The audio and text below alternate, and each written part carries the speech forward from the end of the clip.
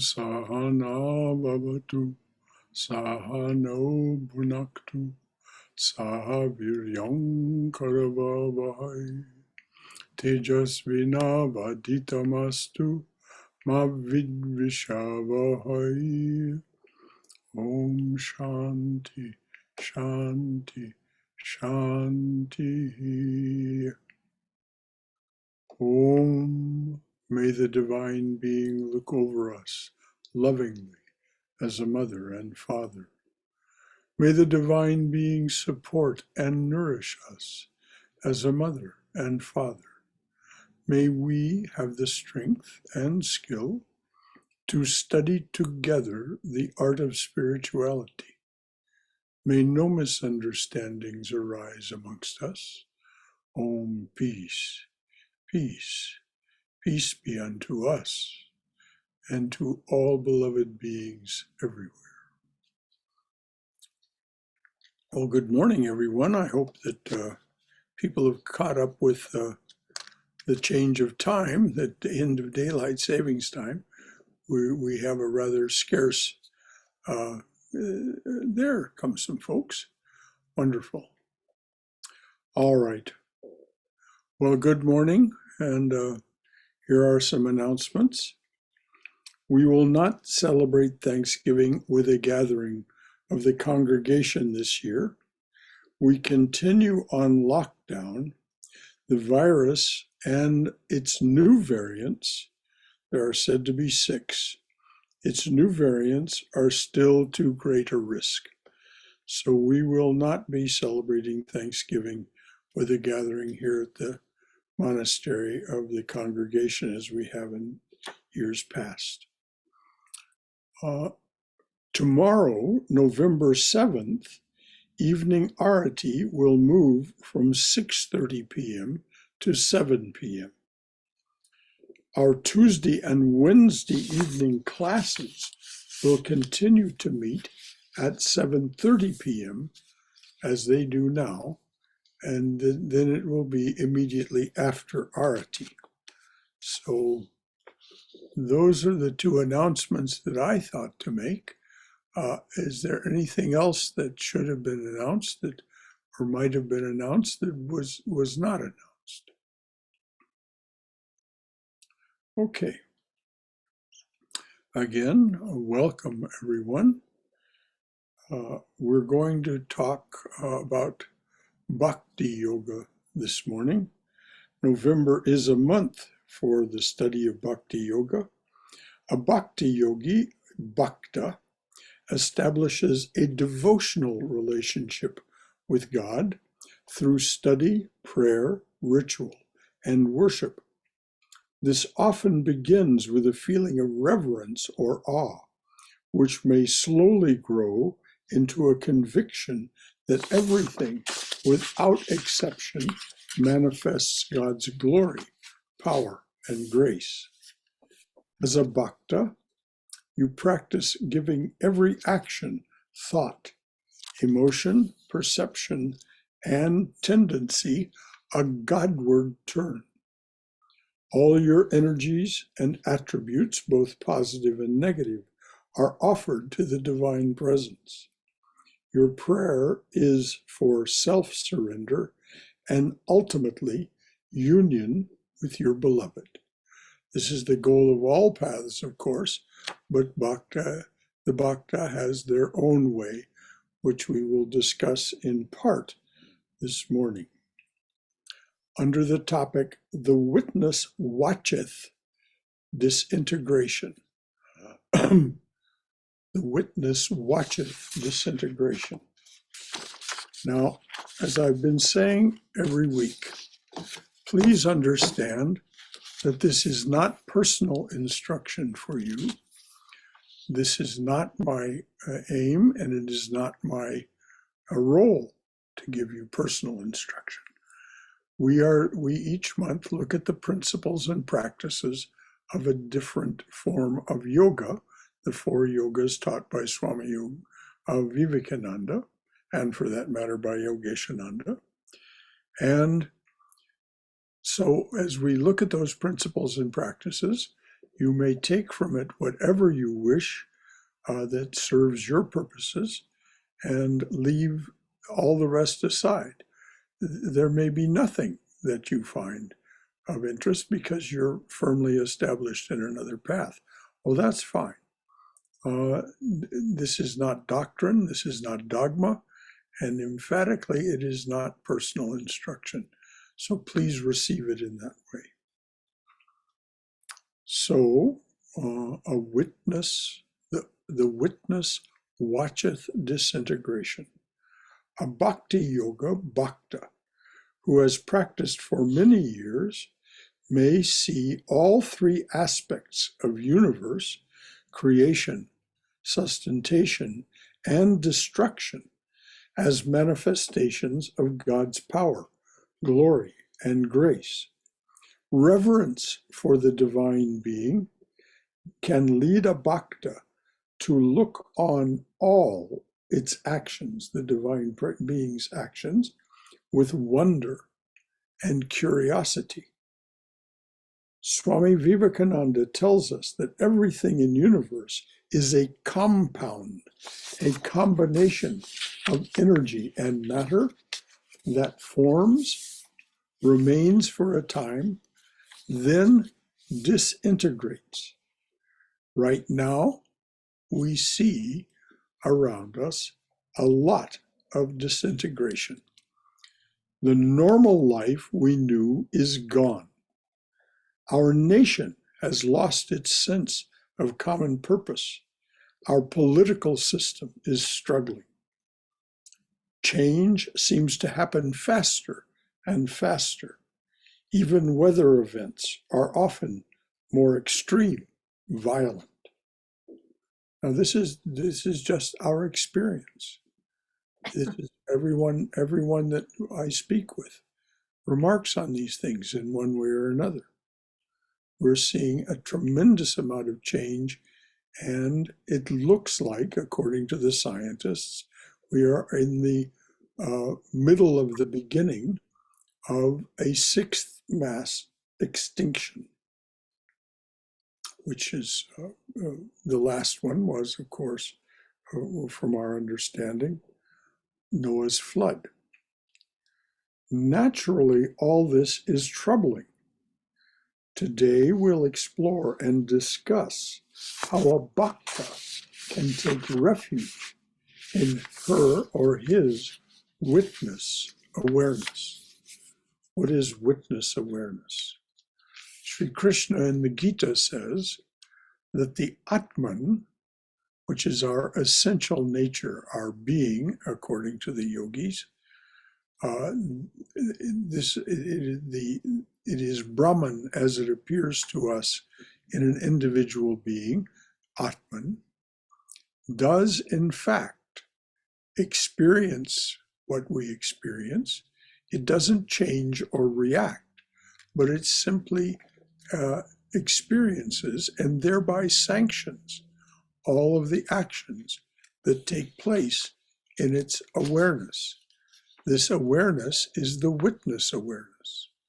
When we practice contemplation, concentration, and meditation, we come to feel this witness awareness and begin to see it as something that exists in us that is looking on everything that happens, everything we feel, and this is why we ultimately end up as a bhakta offering everything to that witness awareness. But we can, as we look on something troubling, we can take refuge in this witness awareness. We're going to start this morning's discussion of this business of disintegration with some lyrics from a country and western song. The song is titled, "You Can't Go Home Again." Here it goes. Old tin roof, leaves in the gutter, a hole in the screen door big as your fist, and flies on the butter. Mama baking sugar cookies. We were watching cartoons. We heard her holler from the kitchen. Which one of you young'uns wants to lick the spoon? Oh, oh.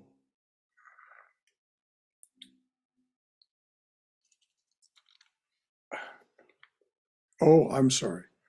Which one of you young'uns wants to lick the spoon? Old dog napping on the front porch, his ears just a twitchin', fell asleep on Granddaddy's lap to the sound of his pocket watch ticking. I'll read that again Which one of you young'uns wants to lick the spoon? Old dog napping on the front porch, his ears just a twitchin', fell asleep on Granddaddy's lap to the sound of his pocket watch ticking. Oh, oh, it doesn't seem like all that long ago. Oh, oh, you can dream about it now and then, but you can't go home again. There's a blacktop road, a faded yellow center line. It can take you back to the place, but it can't take you back in time. Oh, oh, it doesn't seem like all that long ago. Oh, oh, you can dream about it now and then, but you can't go home again. Now, this is an aspect of the heartfelt way we feel about our youth. And it's very sweet, it's very real, and it is one of the aspects of, as I said, the heartfelt way of seeing things. It is also one of the trapdoors for the bhakta, to be sentimental about these samskaras, these mental impressions left from our youth, and make too much of them is a trap.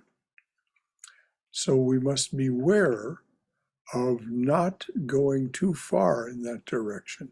Certainly, we will all have sweet memories of our young days and all of the wonderful things that happened, and our innocence in that time before we were so much a prisoner of the gunas. But it is good to be very clear about these things, because the austerity of this Kali Yuga is truth. This is what Sri Ramakrishna taught. This is what Swami Vivekananda taught. It's what all of our teachers in this lineage teach. The austerity of this Kali Yuga is truth. And so I'm going to read to you a poem by Swami Vivekananda that tells the truth from both this heartfelt direction and also the terrible things, the disintegration that can afflict the heart. The poem is called, in this translation, it's called Let Kali Dance.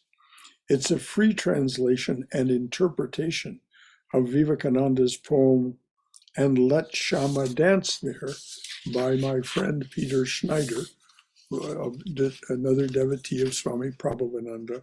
His spiritual name was Hiranyagarbha. So this is Let Kali Dance. Blossoms uncork their maddening perfume, and a world of bees buzzes and swarms. The silvery moon is a gorgeous smile tonight, one of many sent down to find homes on earth. A fragrant breeze that comes up from the south whispers of all the sandalwood it found along the way. But it's starting to brush against our memories too.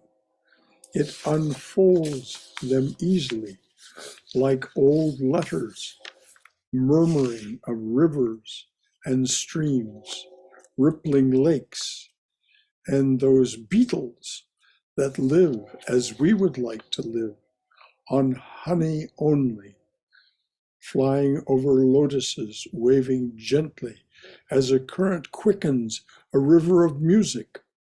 The mountain caves have always had an answer for that.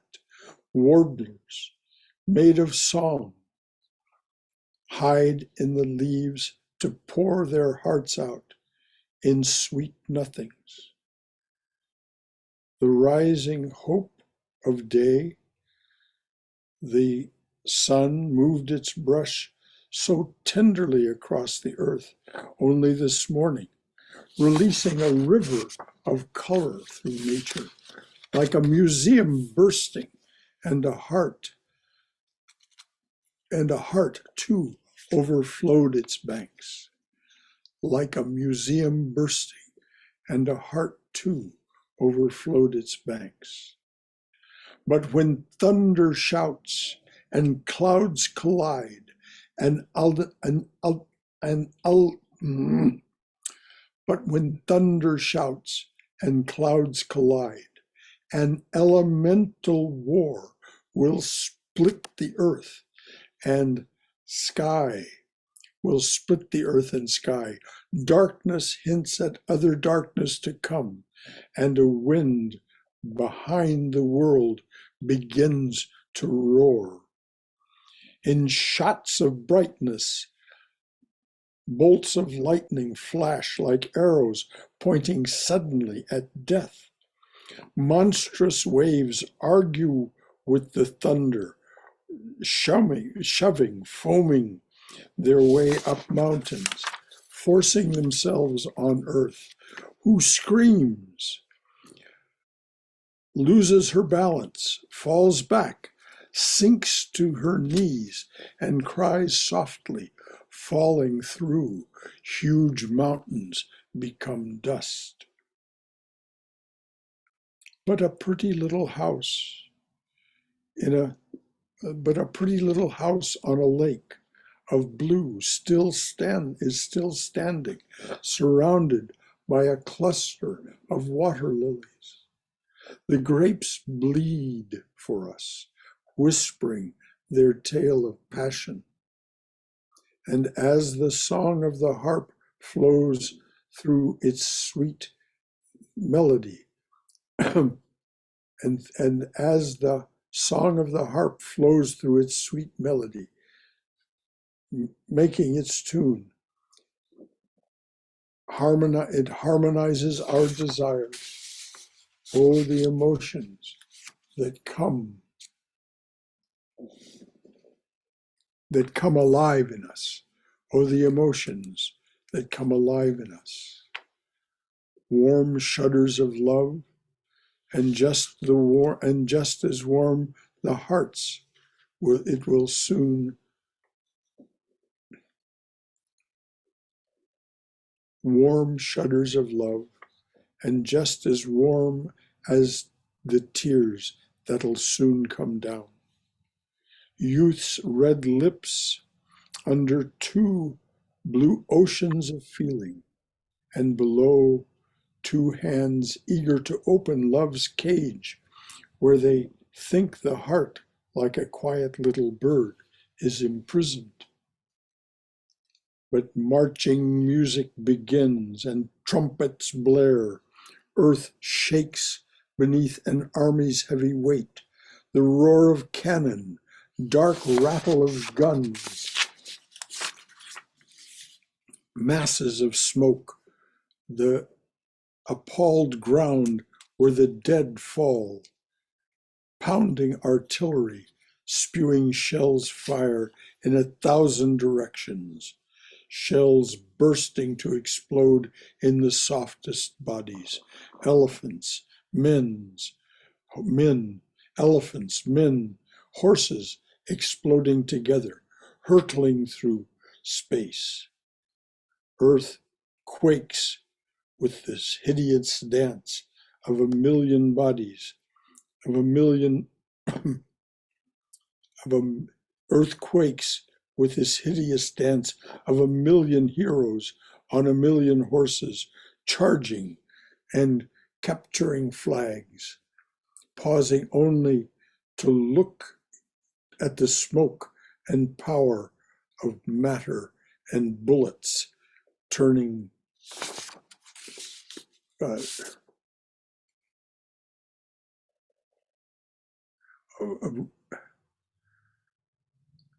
pausing only to look at the smoke and a shower of mortar and bullets raining to see a flag, to see if a flag is still there. It is right over there, the reliable old signs of victory and heroism as warm blood runs down the flagpole. Even the rifles are drunk on it. Look, the leader stumbles, but the flag moves on. Any shoulders just as good. Who is left to care? Underneath is a soft carpet of the dead. The flesh wants its pleasure, the senses to sing. The mind aches for laughter, but the senses take wing. As you try to feel your way to a world beyond sorrow, tell me if you'll trade moonlight for the fatal gaze of noon. As you try to feel your way to a world beyond sorrow, tell me if you'd trade moonlight for the fatal gaze of noon. I didn't think so. Even the fool with a heart hot as the sun wants at night to come undone under a gentle moon. So by all means, let's enjoy our lives. Where's the fool? Where's the fool who hugs his sorrow? Put misery in his jolly cup, poison in his cocktail. He sucks the venom, such is his hope that he can live. Oh, what a wretch. But everyone shrinks from the terrible. No one wants a goddess to resemble death too closely, dancing in the cremation ground with a horrid sword, with a horrid sword reeking of blood. When they think she isn't looking, they carefully lift it from her hand to make room for a guitar. But, O Shama, dark one, O Kali, destroyer of all, you alone are true. Sweet little Krishna is but a shadow of your reflection. Terrible mother, carve the truth out of us. Poke out our illusions. Come, sever our dream of happiness and strip away our fondness for the flesh. Oh, sure, they're willing to drape skulls on you in their imagination. But then they get cold feet, shrinking back to call you all merciful. They hear you laughing at their time of need. They just didn't believe their ears. Even your nakedness scares them, for you wear nothing, a fabric of your own design, and this is too much for them. And after all this, they can still say, oh, it is only demons, not us, that Mother kills. Right, they pretend to want you, but they knock, and run away. Right, they pretend to want you, but they knock and run away. You are death, lovingly, tenderly, without bias, with each of your children. You share the plague and disease. Cups filled with your own hand lovingly to the brim with venom.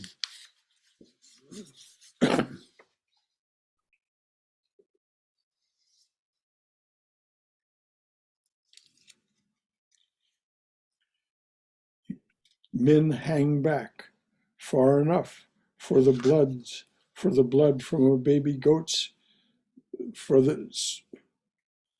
far enough. Men hang back far enough for the blood from a baby goat's head not to splash on them. And your tender heart, which is aching at the very idea. Am I right? Oh, don't be cowards. Compassionate?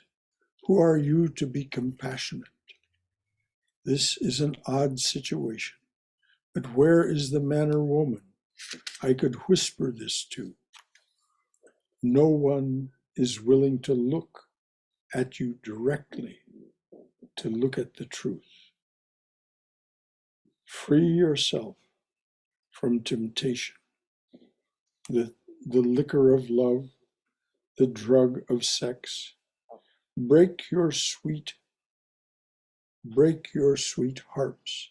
From this moment on, roar like oceans, drink tears, promise your lives away. Let the body fall where it may. Wake up, you're a hero. Blink your dreams away. Death is right in front of you anyway. Is fear going to help you now? Constant struggle. What is your offering? What is sacred? What is God's? Constant defeat doesn't mean anything. Light your little name and its hopes on fire. Make of your heart a cremation gown. Light your little name and its hopes on fire.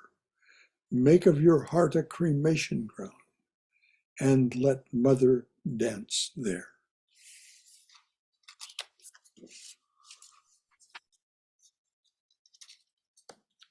Let Kali Dance by Swami Vivekananda. Any reaction from anyone? Any comments from your own wisdom or experience? I'll go. Can you hear me? Yes, Tom. So I've been sitting here debating about whether or not I even want to mention this, but here I am talking, so I guess I ended up doing it. One disagreement. Yeah, one of my questions is, how should I verbalize it when I have a disagreement? The thing about the mass extinction, I do believe that we are probably going into a mass extinction now, which is caused by, destruction of the world's environment by men. I think that's correct. But I don't think the last mass extinction had anything to do with Noah. I think the story of Noah is connected with something that probably happened thousands of years ago in the Black Sea and the Mediterranean, some huge flood, and then that created the stories of the flood. But I think that the last mass extinction happened, I think it's about 60 million years ago, when some giant rock hit the earth and exterminated the dinosaurs and so on, and which is backed up by all the science that I'm aware of. And the point with this is, it's not so important whether a person believed one thing or another, whether they believe that there was a mass extinction in the time of Noah or a mass extinction 60 million years ago. I mean, I think that people evolved from a common ancestor with chimpanzees. I think we're a product of evolution and so on. That's not important. That's not important to the overall, most of what's being said here, because most of what's we had a discussion a while back about the difference between science and mystery. Mystery being the internal thing that we're getting in touch with through spiritual practice and a lot of other means. I don't think there's any conflict between science and exploring that inner mystery through meditation or whatever. But I do think it's important for me to express my point of view. I don't know what percentage of the people here, believe in evolution and believe the mass major extinction was 60 million years ago. That's not so important, but it's important that I don't be hesitant to voice disagreement based on my scientific worldview, even if, it's just not. It's important that I don't keep quiet when it's going on and on inside of me. Like, that's not true. I don't believe that. That's not true. I don't believe that. It's just important that I say, yeah, I don't believe that Noah's flood was a major extinction and so on. I've said enough. Thank you. Thank you, Tom. As always, we value your contributions and your opinion. I'm sure there are those who agree with you, those who disagree with you, but that, as you say, is not the point. Your ability to speak freely and say what it is that's true for you, this is one of the things we value, is that you are straightforward and say what's true for you. So thank you. Brother Shankara, Yes. can you hear me? Yes, I can. Yes, I would love to follow up. Just going back to the description you were giving of when things disintegrate, the sky kind of tearing apart, everything on fire. I think mass extinction does have a scientific basis. I mean, things like pandemic or floods or a meteor is nothing, because if you look at the scientific perspective of things, the sun will explode and we're going to be engulfed by flames at some point. And the reason for that is, well, gravity. Molecules at the center of the sun's core are collapsing under their own gravity, which is causing the sun to explode and expand more and more and more until it engulfs us. But that's not even the mass extinction that I think the scriptures were talking about. Even after that, the sun is collapsing in itself because it's revolving around a black hole, which is where all information, matter, that is where the extinction will really occur. Because once you enter a black hole, once you become a part of a black hole, no information can escape. But I will say that part of the genius of Stephen Hawking's was he discovered that black holes radiate information at a very small percentage. So even though it seems like, extinction will occur once we enter a black hole, whether you're around to observe that or not. But what I do like is that there is science to back up that it continues even after that, which is kind of what the scriptures also talk about, that life is eternal, that it's really an infinite progression. So yeah, I just wanted to, go a little bit more onto the scientific perspective. Thank you. Well, thank you, Roberto. Once again, I'm sure there are people who agree with you. There are people who would question these things because they come at it from a Vedic perspective that says that comes at it from a different way. We try to be balanced here and see both sides, as Vivekananda did, and value all pursuit of truth. So what we define as a mass extinction is, and what extinction means to us. Certainly we can agree that entropy and anti-entropy are going on at the same time right now. Some astrophysicists say that our sun will become a red giant and slowly consume the rocky planets and become as big as the orbit of Mars. So this is another perspective. So we try to just look at these things as dispassionately from the witness position as we can, and continue our struggle toward spiritual realization. Anyone else? Yes, Brother, I feel Shankar. Hang on just a moment, Rajiv. Let Uma speak, please. Whether you look at scientifically or spiritually, particularly from Vedic and Vedantic perspective, I think there is no disagreement that death and the horror and all this destruction and extinction story, which you so graphically, vividly recited from Swami Vivekananda, blood-curdling. The description itself is so unnerving, and that brings me straight to Krishna's words in Bhagavad Gita. He says in chapter 11, he creates a most horrifying graphic description of who he is. He says, "Kalos me, I am death incarnate. I am death itself." Yes. And he does not stop there. He gives such horrifying descriptions of he chewing the heads of warriors in his mouth, and thousands of heads and thousands of teeth and destruction all around. And Yes. then, lo and behold, what he also says, but I am also the opposite. I am not only pralaya, which is extinction, I am also prabhava, which is birth, which is rebirth, which is reincarnation, which is on the one side, there is death, the other side of the same curtain is rebirth, punarjanma.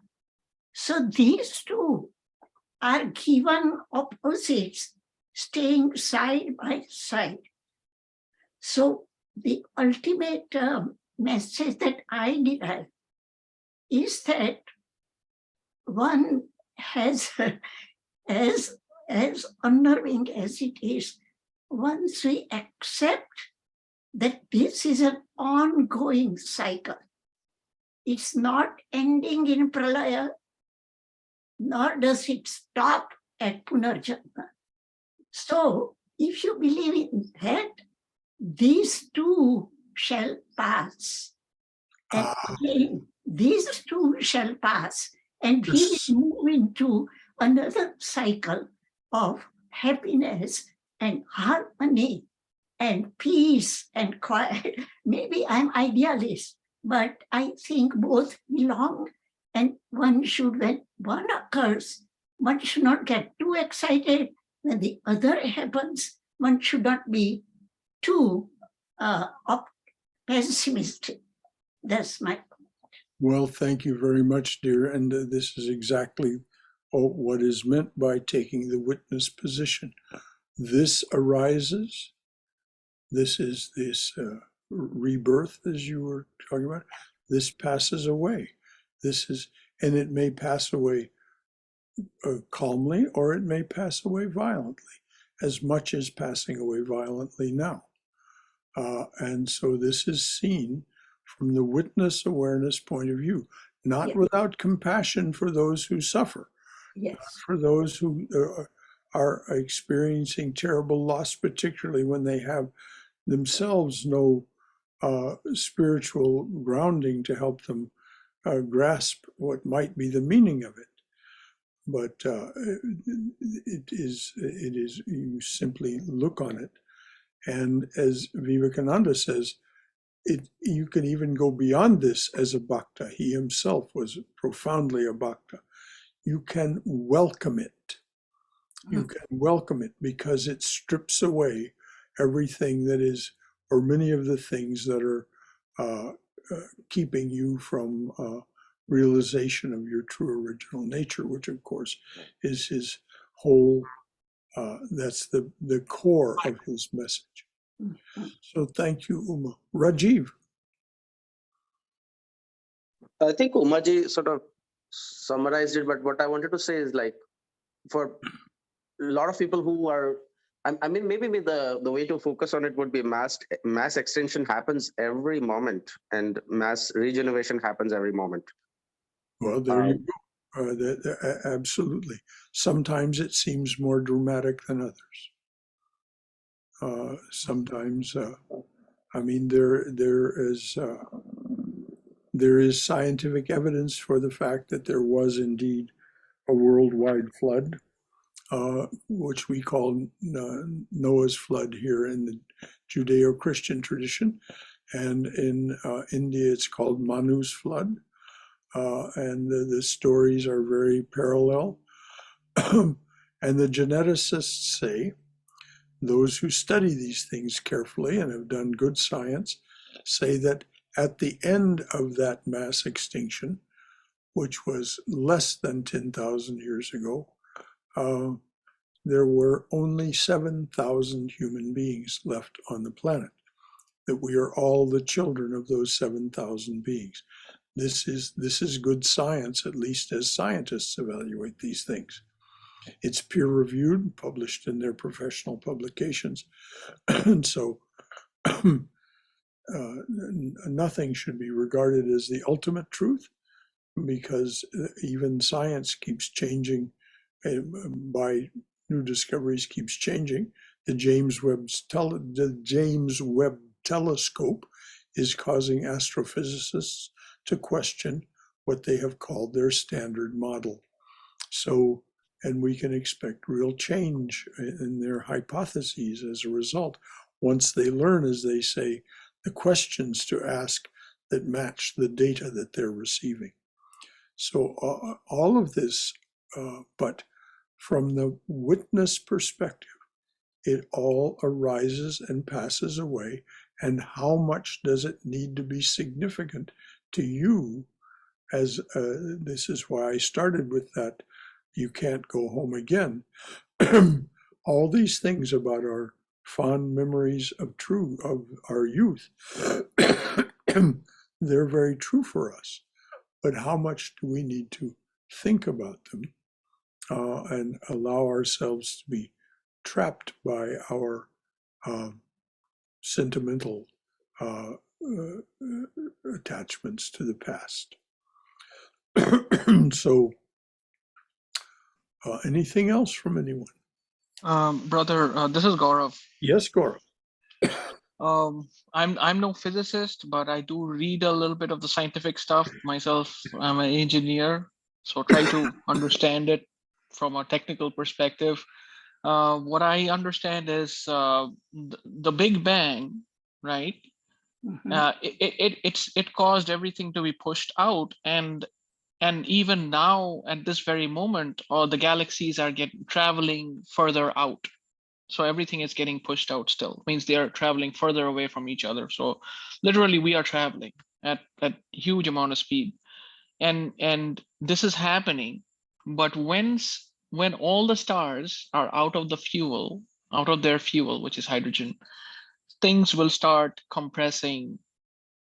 And so it's going to be the reverse of Big Bang. So everything will be coming back to that same point. And then again, there's going to be Big Bang. So the cycle will keep on continuing. Exactly.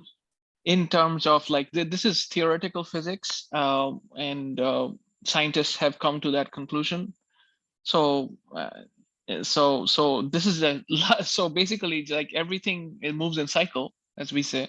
So even the entire creation goes into destruction, ultimate destruction, and then again creation. So Exactly. I think, yes. So the highly I would say intellectually stimulating argument also aligns with the Vedanta philosophy. Precisely, which is what Vivekananda was driving at in his.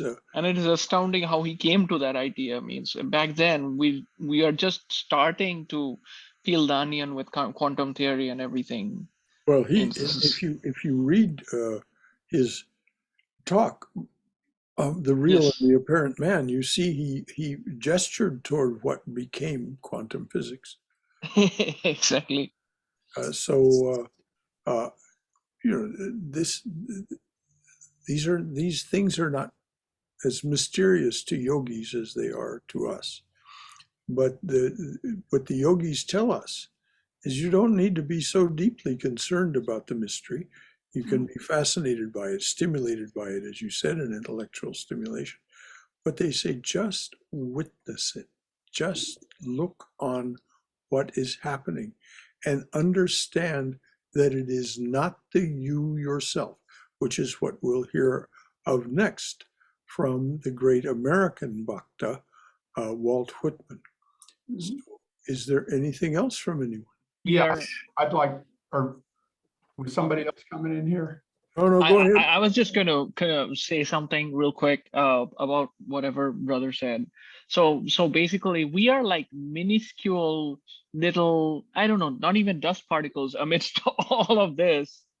It is just the magnitude of this entire thing that's going on is way bigger than us. And I think if we realize that in this world, that we're just here for little tiny amount of time, and then moving on means things would be so much better. The humbling thing, the idea of this whole thing big means it's just, I don't know, it's mind-boggling. Well, you just said, make of your heart a cremation ground. Burn this little thing up. Yeah, well, it's just a little thing means, and then we have these little struggles, brother, and life. Oh yes, oh yes. It's like nothing. It's like, Well, I don't know. It's not nothing to us in the moment. But Yes. Oh, Yes. that's Shankara. hold on just a moment, dear Tom. Yeah, just to comment, the things about the collapse of the universe in billions of years, that's really interesting stuff. But I think what you were talking about with the sixth mass extinction on Earth is happening right now. There have been 5 mass extinctions in the past in the history of life, but right now, because of the destruction of the environment and because of global climate change, we're probably headed into another mass extinction, meaning that, you know, a huge percentage of the life forms on Earth will become extinct. That's probably happening, I don't know, the next 50 or 100 years. That's relatively soon, unless we make some major change. Thanks. Okay. May I add something? Please, always.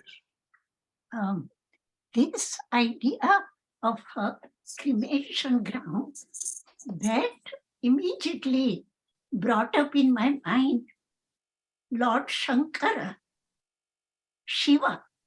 Lord Shiva is called the god of cremation ground. Yes. And it's not for nothing, because he, just like Mother Kali, he always roams around cremation ground wearing all these skeleton necklaces, and he loves to be around all these ghosts and goblins and all kinds of Halloween stuff. But interestingly, although he is associated with cremation and this death and destruction and all that, he also is called Neelakantha. Neel means blue or green. If somebody has swallowed poison, that's what he has done. So he absorbs all evil. He absorbs all destruction and death within himself. Yes. Right. He's called Neel, means green-throated God. Mm-hmm. That is very symbolic. That on one hand, he is terribly associated with death and the how should we say, macabre things. And on the other hand, he's the most compassionate and tolerant God who absorbs all within himself. And that's where I tie it in with your concept of a witness consciousness. If we cannot swallow bad as well as good along with good, and all the negative along with positive, like Shankara, then we are not fit as human beings. So we should learn from this to have develop our hita prajna, balanced attitude, balanced mind, that this is okay, that also is okay, and we will make our way. Thank you, Uma. Yes, exactly. That is the balanced point of view is what we find when we take the witness position. Why? Because we see things arise, they pass away. The universe itself, as Yes. Godward was pointing out, the universe itself arises and passes away. Yeah. And from the perspective he was talking about, our little individual lives, this is why the Swami said, take your little name and all its hopes and set them afire. Burn them up in the cremation ground of your heart so that you're no longer imprisoned by this littleness, and you see that behind it is the greatness. Behind it is the one. And that's what we'll hear about from Walt Whitman next. Yeah. Anything else from anyone? Oh, Yes, brother. This is Oh, this am is I Sundar going? here, brother. Oh, Sundar. Okay. Yes. Please. Yes. Yes, but I was getting a thought like, do we really need to think about like the mass extinction? Like, because we don't know, like we say like the mass extinction happened before like 5 million years or 4 million, whatever it might be, like a million, like our lifetime is going to be very small, and we don't know like what the world is going to throw at us. Say like no one expected something like an like the pandemic which is happening. So like last time it might be flood, this time it might be something like which is coming in the air, next time it might be totally something else. So we But don't know. you're absolutely right, Sundar. There's no obligation to think about these things. If you think about these things, what's being suggested is that you look at them from the witness position, so that you don't get entangled with any anxiety about it or any sense of responsibility. This is all the divine play, and we certainly, as Gaurav pointed out, we're far too tiny to take responsibility for what's going on in the universe. The cosmic things, or even the pandemic. So we can be only responsible for our own actions, and we become more thoughtful and more efficient in our actions when we see things from this witness position that is so highly recommended by Sri Krishna, and for that matter by Sri Ramakrishna, and for that matter by Jesus. He said many things that point the same way. I'm not going to go off in that direction because I'd like to finish reading what's here. But there was somebody else who wanted to speak, I think, Gaurav. Yes, brother. Just one tiny thing is all this energy and all this infinite. It is all within us. It's just we don't realize it. That's what we're told, and this is what we come to realize when we go behind this witness awareness to the witness itself. As Swami Prabhupada was fond of saying, everyone loves the magic, but no one wants to know the magician. So we want to come to know the magician, and And then we have a much greater understanding of how the magic arises. But that understanding, when it becomes its most profound, cannot be expressed because it's beyond thought and speech. So anything else? And Yes, please. in that, oh yes, yes, sure. Sorry.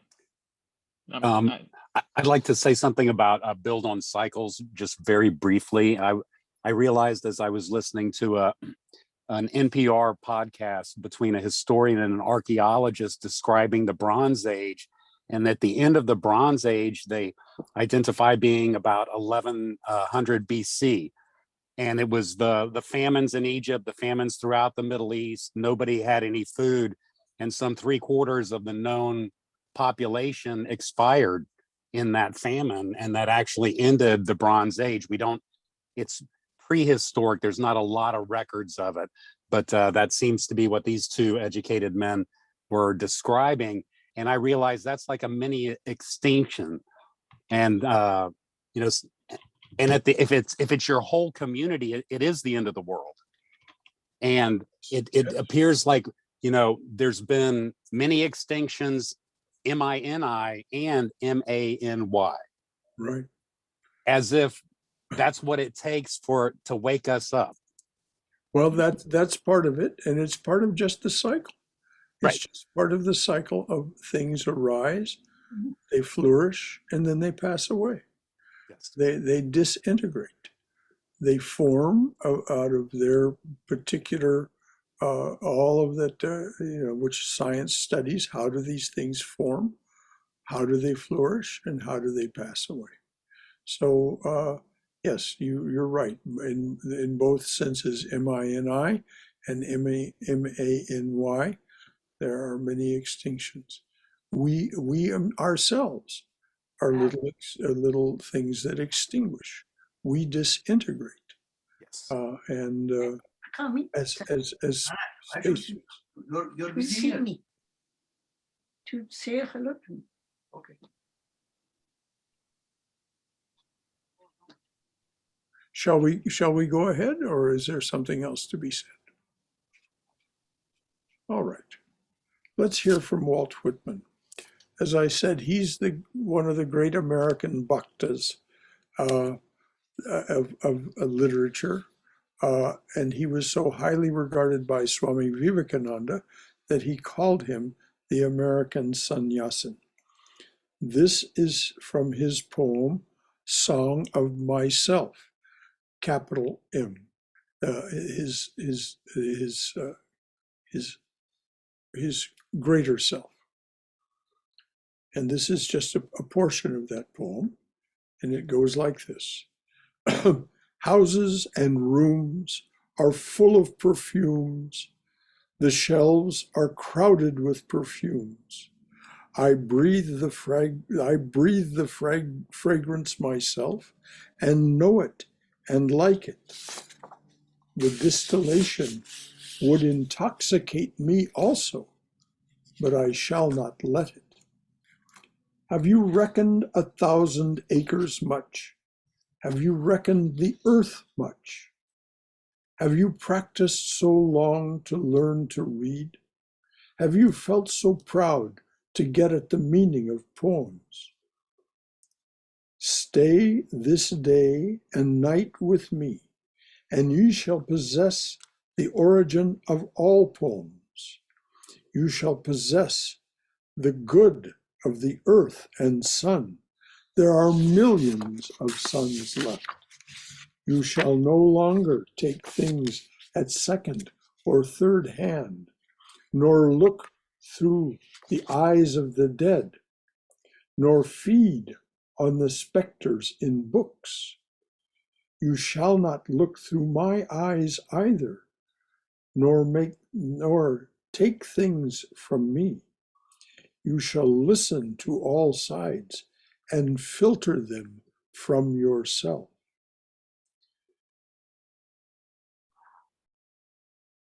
Trippers and askers surround me. People I meet,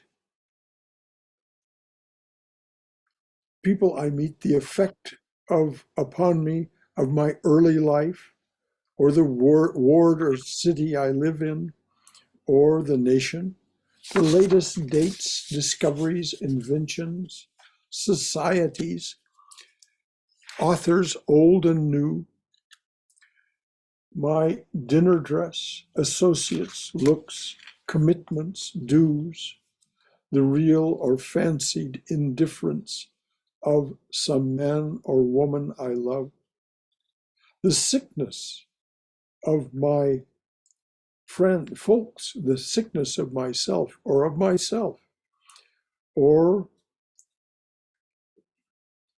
ill-doing or lack or ill-doing or loss or lack of money, or depressions or exaltations, battles, the horror of fratricidal war, the fever of doubtful news, the fitful events, these come to me days and nights and go from me again, but they are not the me, myself.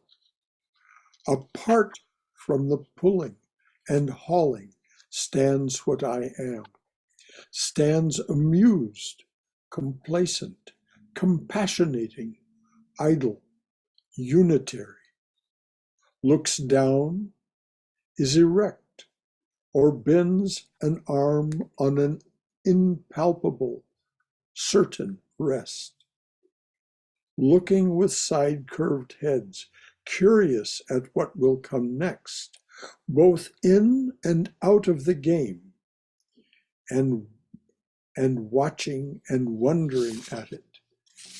Backward I see in my own days, where I sweated through fog with linguists and contenders. I have no mockings or arguments. I witness and wait. Backward I see in my own days, when I sweated through fog with linguists and contenders. I have no mockings or arguments. I witness and wait. And so this is the representation of this man, that this great poet and thinker that Swami Vivekananda called the American sannyasin. Is that the title? Is that the title of this song? The title of that particular, it's the book that was his magnum opus is called Leaves of Grass. Oh, yes, yes, yes. This is a very long poem. This was just a short portion of it. It's a very long poem in that, in which he describes both his awakening, his spiritual adventure, and then this kind of culmination of where he ended up, called, the poem is called Song of Myself. And the portion I read starts, houses and rooms are full of perfumes. The shelves are crowded with perfume. Thank you. You can find it that way. Thank you. So anything else from anyone? It's a little afternoon, but we have plenty of time for those people who want to stay and discuss these things. Brother Shankara? Yes, Swayam. Yeah.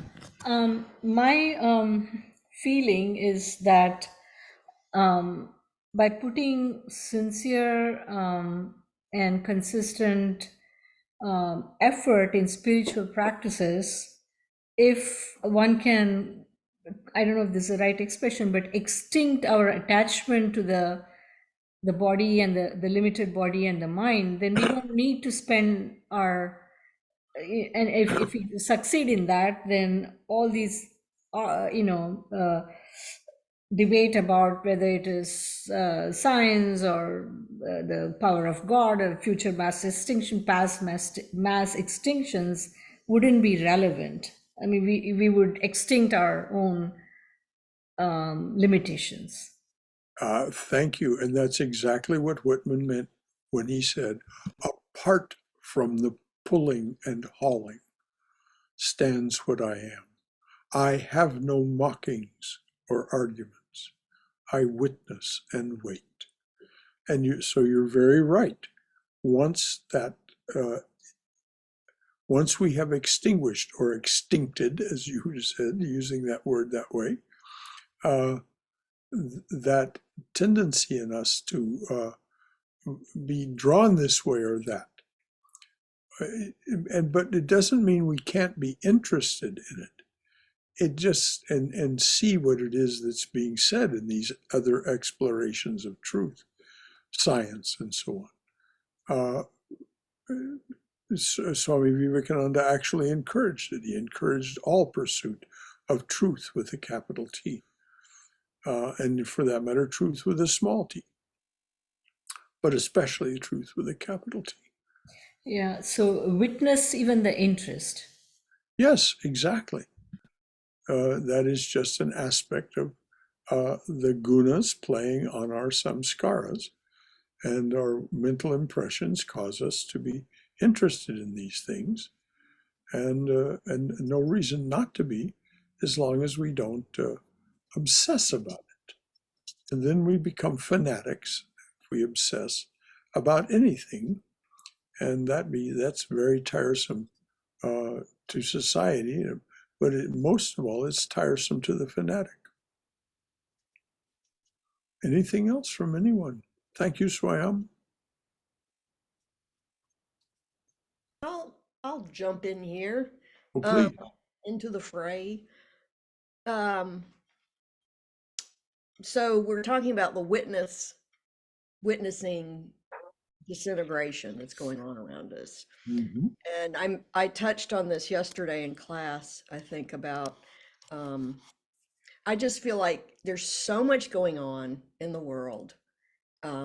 There's too much happening too fast. It comes at us. I just don't think that we've evolved to the point where our brains can handle it. No. And even coming in sometimes to a class or a talk like this, all of this stuff is interesting and fascinating. And as a wise person once said, the world, not meaning the planet, but the whole universe, the world is infinitely entertaining. Yes. And it is. And I think sometimes we just want to be entertained. I mean, even here, I'm not saying bad us at all, but if the truth can only be heard in silence, and we're using all these words, this has brought me to this thing I started doing yesterday, where I'm asking myself, or my higher self is asking my lower self. Yesterday, the question is, what is the most important thing to know? This morning, it was, what have you learned so far? And I just love the question, because, we're so busy going from one talk to the next, or one class to the next. And sometimes it might be good just to stop and sit back and say, well, what have you learned so far? And really answer that question. Well, that's as usual, very apt from you, dear. And this is exactly it. And that's why the assertion is made from time to time, I'll repeat it, that the real reason for us to gather together in these things, we experience the words and the concepts, but a much deeper part of ourselves experiences the sense of unity, the sense that beyond the appearance of manyness is unity, is one pure consciousness that is experiencing this, and that appears to us by the magic of creation itself to be this manyness. But the real important reason for us to gather together is to bathe ourselves in this sense of togetherness, unity. This is the deep meaning of the word Sangha. Satsanga. Satsanga. Yes, satsanga. Brother Shankara, Yes, dear. I guess, follow Cindy's wonderful comments, I feel that for me to get to the point of asking the question, what have you learned so far? I have to listen to X amount of talks before the right questions will come. If I just listen to one talk and ask, then my question becomes limited. Whereas after listening to or attending a good number of them, then I find myself asking better questions. Well, this is exactly the same in different language and in a different frame of reference, but it's exactly what the scientists are saying that are looking at the data coming from the James Webb telescopes. The James Webb telescope. They're saying this is providing us data that is so unexpected and so unknown to us. We don't even know the right questions to ask. So after we've seen enough of it, perhaps we'll know what question to ask. So thank you, Swayam. You're quite right as always. Brother Shankara, Yes. Hari Om, this is Vijay. Yes. Hello, Vijay. Thank you. I agree with both Cindy and Swam, although there's a separation of time in terms of when we should be asking ourselves the question. I felt on an ongoing basis, after any lecture, after any discourse, after any long reading, what aspect of it is going to impact my conduct.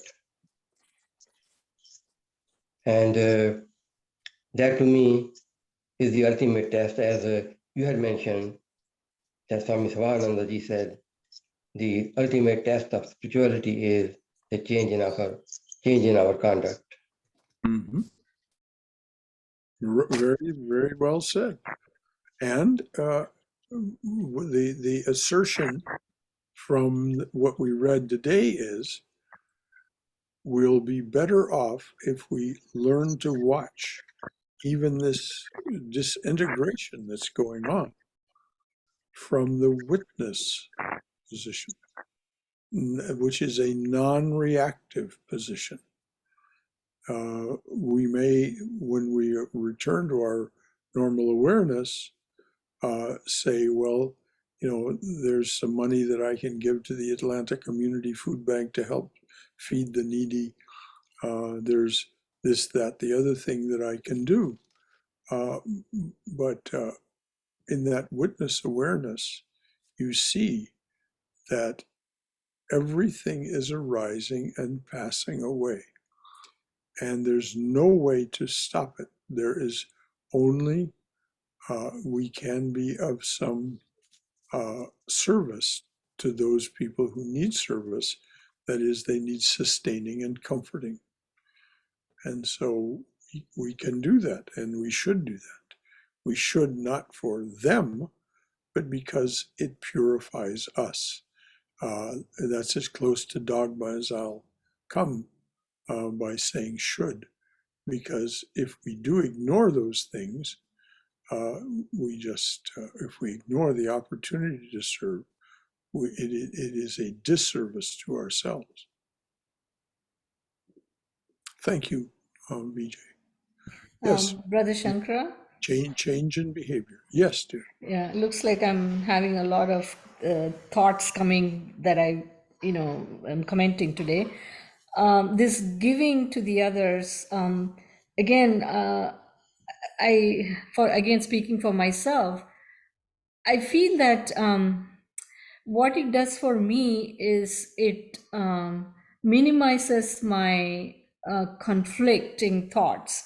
If I hear all these things happening and I don't contribute or help in some way, then I dwell in that discomfort. Whereas if I do something to the extent that it's possible, it calms my mind so that then I can use that energy in my spiritual growth practice. Precisely as Vivekananda says in Karma Yoga, the only true source of joy is service to others. That's the only true source of joy in our normal human awareness. There's a deeper level, of course, that the joy is part of our nature, but it's as we purify ourselves and this joy comes forth that we experience it. And one of the ways to do that is to be of service to others, because we've gotten our little self, our little mind out of the way for the time being. So we experience that joy. Anything else? I think, Brother Gaurav here, I think it comes back to the fact that if you need to change something in the world, it is only you that you can change. There's nothing else you can change. Precisely, dear. Precisely. That is exactly. Not even your pet that you have. You can have a pet dog or something. You can't even change the habits of it. You can try, but the only thing is yourself. Yeah, you can train yourself and you can train your pets, but that doesn't really change them. It just says these are the boundaries. But when we change ourselves, the real change comes through purification. And if you want to understand what this really means in a very practical sense, you can read Patanjali's discourse on the niyamas, the observances. Once we've begun the process of restraining our self-centeredness and becoming other-centered, these observances that he talks about are the source of real growth and real joy. Anything else from anyone? This is wonderful. I'd like to offer that I'm going to make a practical application of all of this, in that I've been far too emotionally invested in the midterm elections on Tuesday. And I know I can't get any of that time back, but and I am going to go vote in person on Tuesday and participate, because that's a full self-expression of who I am.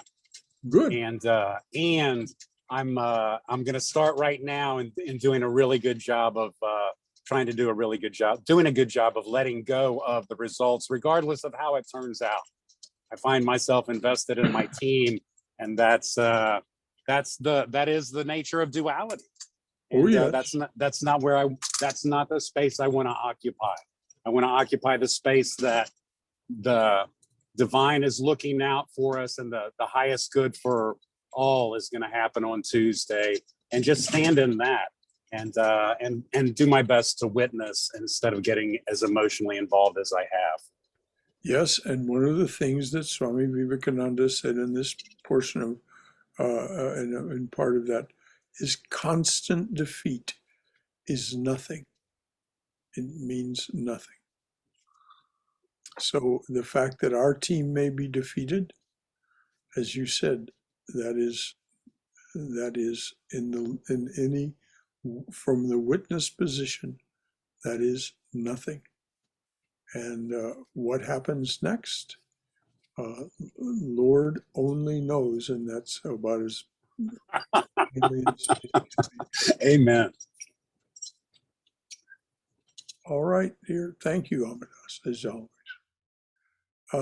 Anything else from anyone before we sign off? Brother Shankara, this is Haima. Yes, I totally agree with Amadas. We just have to be passers-by. Like Jesus said, we just do our job, let it go, and be passers-by. Whatever happens, it's for the best. That's it. And that was his shortest teaching in the Gospel of Thomas. That works all the time. Be passers-by. Passers-by, exactly. You're on your own journey. That's it. Totally. Entangled or not. And brother, kind of to tag along to it, I think it's easier to become the passersby if you try to have a good heart and honest intentions. Yes, well, this is where when questioned, this is what the Dalai Lama says. My heart is pure and my intentions are good. So that's That's it. about the best. And just rely on the infinite after that means, yeah, this is what it is. Surrender everything. Well, if we really look at it very analytically and dispassionately, what choice do we have? We can surrender. Totally. Exactly, Brother Shin. But it is a struggle to surrender. That's the odd part about it, because all of our samskaras tell us, oh no, our left mind samskaras, all these mental impressions, all these memories, they tell us, no, we have to do it this way, we have to do it that way, we have to do it. We're not going to give up. I'm not going to be a quitter. All these ways of talking to ourselves. Yeah, and then, it's just the perspective and the humbling thing. I guess you got to realize that you're actually getting flung around this huge space universe at 1,000,000 miles an hour. You don't know everything's gonna get. And what does Yeah. Chaitanya tell us? Oh, my mind, be humbler than a blade of grass. Be patient and forbearing like the tree. Take no honor to thyself. Give honor to all. Chant unceasingly the name of the Lord. And this is what he says. That is self-surrender. O my mind, be humbler than a blade of grass. Be patient and forbearing like the tree. Take no honor to thyself. Give honor to all. And honoring you all, is there anything else that wants to be said? I just noticed that it looks like either surrender or suffer. Well, you got it. That's exactly it. Absolutely. Oh my gosh, that's fantastic. You can surrender or suffer, and it is actually this is what Vivekananda points out over and over. This, if you take it from that perspective, the struggle is a joy, because you just keep getting better and better at the only thing that matters. Yes, because struggle is different than suffering. Struggle is the moth coming out of the chrysalis. And that's a natural organic thing. But it's not suffering as it comes out unless somebody comes up and tries to help it. Well, yes, exactly. Well, thank you, Gaurav. Thank you, Amadas. Anything else? All right. Let there be peace in outer space. Let there be peace in the sky, on the earth, and in the waters. Let there be peace in the herbs, the plants, and the trees. May the gods be peaceful. May the whole universe be pervaded by peace. Let that infinite universal peace prevail throughout my being. Om Shanti, Shanti, Shanti. Peace, peace, peace and beneficence be unto us and to all beloved beings everywhere. Jai Shri Guru Maharaj Ji Ki Jai, Durga, Durga, Durga. May we be safe. May we be healthy. May we be cheerful. May we have peace of mind. May we be always in the loving and protective embrace of the Divine Being as our Mother and Father. Om Amen. Hari Om Tat Sat. So unless there's any final thought from anyone, we'll sign it off from there. Brother Shankara, Yes, dear. a quick summary of today's talk would be surrender and thus separate struggle from suffering. Ah, very good, dear. Very good. And you do that from occupying that witness seat and seeing clearly who's doing what. And the fact that there's, well, good summary, dear. Good summary. Anything else? All right, dears. Remember, if you're going to join for Arati, Arati moves from 6:30 p.m. to 7 p.m. And the classes on Tuesday and Wednesday evenings will start immediately after Arati. With it, instead of there being a half-hour break between the two, they'll just go from one right into the other. We'll go right from Arati into class. Arati at 7, classes at 7:30. Talk with you again soon, I hope. Jai Shri Ramakrishna Jai Ma. Well, I'm having trouble here. Come on, hit the end. There we are. All right, sayonara, everyone.